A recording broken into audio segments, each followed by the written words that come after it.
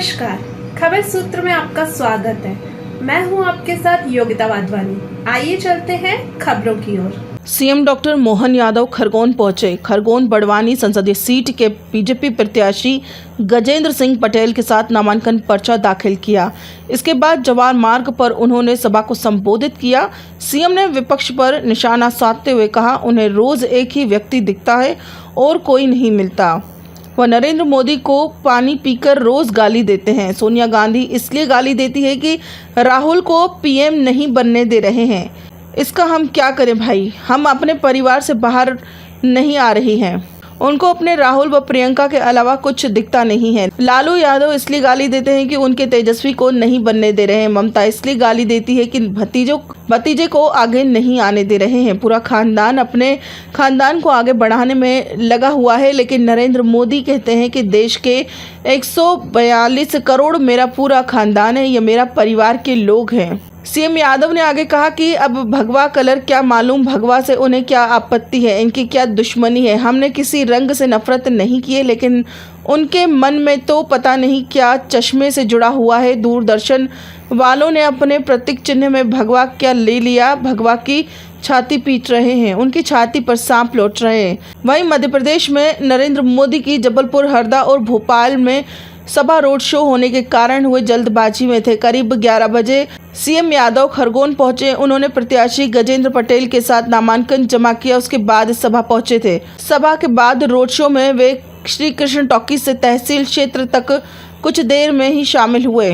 Road show में Radha Vallabh market होकर चले गए।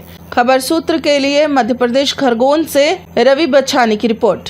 संस्कृति में ये अपने झंडे के साथ फैले हुए कीचड़ में कमल खिलाने के लिए निकले हैं और इनकी दृष्टि देखो, दुर्भाग्य के साथ ये कहते हैं ये भगवा कलर, पता नहीं क्या मालूम क्या भगवा से इनकी आपत्ति क्या है, कितना इनको गुस्सा, इनकी दुश्मनी है। रंग से नफरत के मन में तो बनाने में क्या जुड़ा हुआ है।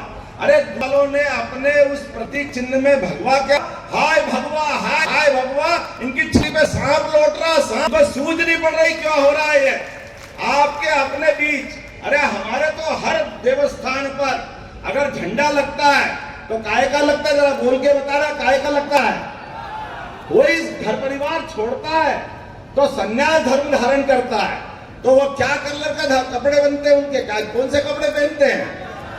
क्या तुम्हारा बस चले तो साधु सन्यासी को उनको कहाँ ले जाओगे, भगवान के झंडे को कहाँ ले जाओगे। भारत माता का चित्र आपने देखा होगा तो तीन तरफ से समुद्र उनके चरण पखार रहा है और पीछे मुकुटमणि बनके हमको मालूम धारा 370 हटा करके कश्मीर को और सुंदर बनाने का काम किसी ने किया है तो नरेंद्र मोदी ने क्या जोरदार ताली बजाओ। सच्चे अर्थों में भारत माता की प्रतिष्ठा का काम जिनने किया है और भगवा झंडा उनके हाथ में भी है। क्या भारत माता का चित्र बदल दोगे? आपका मतलब क्या निकलता है, आप क्या चाहते हो?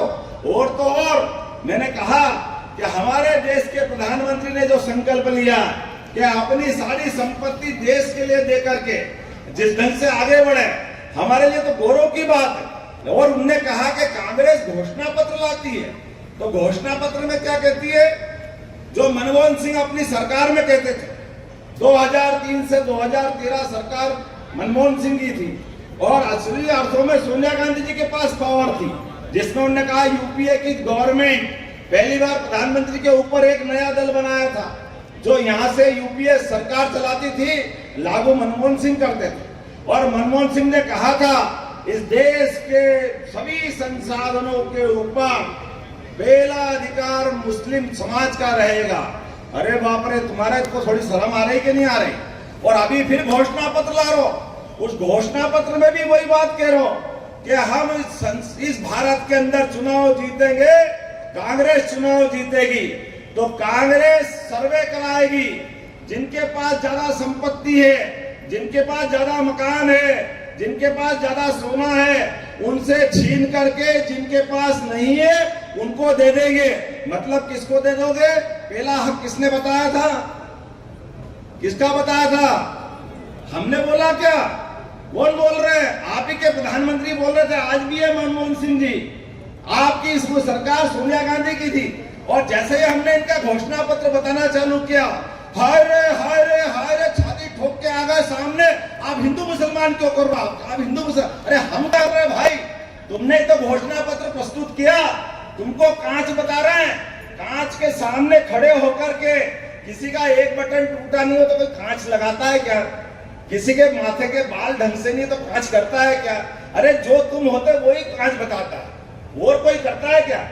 ये जो करे इनकी मर्जी है, जो करने दो, और कोई बोले भी नहीं, ऐसा कैसे हो सकता?